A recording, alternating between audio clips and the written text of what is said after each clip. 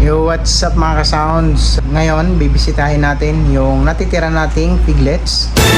Nirescue natin doon sa ating farm kasi kasamang palad talaga ubos yung baboy natin natamaan ng ASF virus.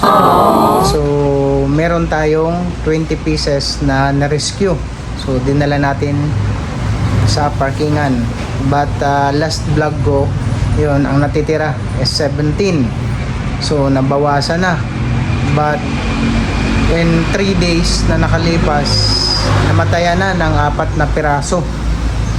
And then kinabukasan ulit 4 na piraso ulit, bali 8 na yung nabawa sa kanila. So ngayon tingnan natin kung meron bang nakaka-survive sa ASF kahit na-rescue na natin doon sa ating farm na nahawaan ng ASF virus. So kasi kalimitan yung iba nire-rescue, nililipat nila sa ibang lugar. But sa ganitong sitwasyon ng ASF virus wala daw nakakaligtas.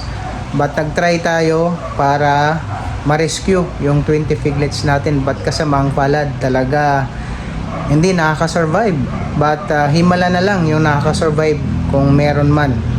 So ngayon ilan na lang natitira kasi kahapon 4 na piraso yung namatay ulit. Bali 2 araw na straight na 4 yung namamatay talaga.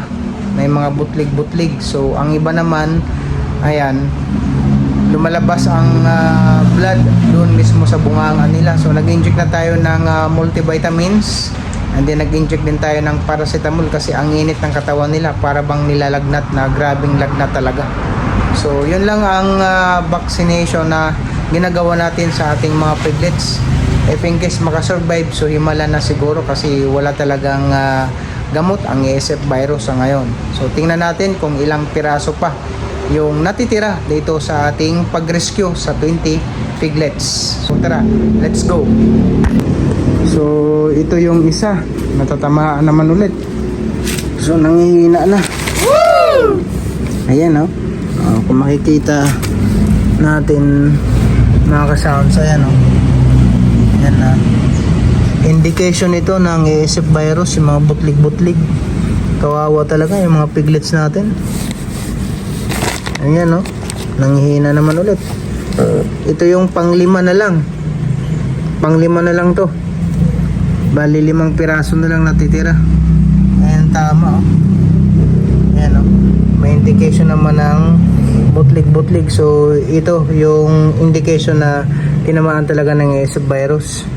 But so far ininjikan na natin to ng paracetamol kasi mainit siya, And then sa kabila multivitamins para kahit pa paano natutulungan yung katawan niya na maging malakas. So tingnan naman natin dito yung natitira. So ayan, 4 na piraso na lang. Diba yung last video natin napakarami pa nila.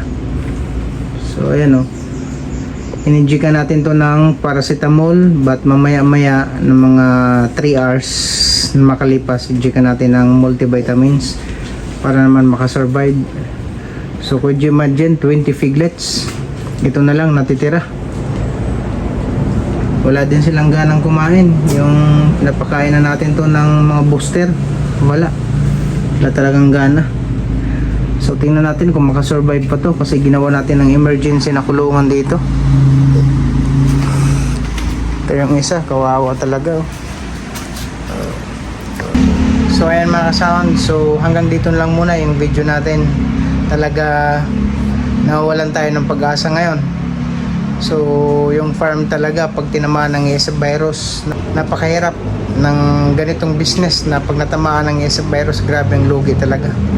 So nakakasad ngayon mga ka-sounds yung nangyari sa farm natin. So meron nga pala tayong endurance na pararating. Naglungsad na naman yung Elite dyan sa Camarines Sur. So baka sumali tayo kasi si Shimbo nandun pa sa Cavite. So thanks for watching mga ka-sounds.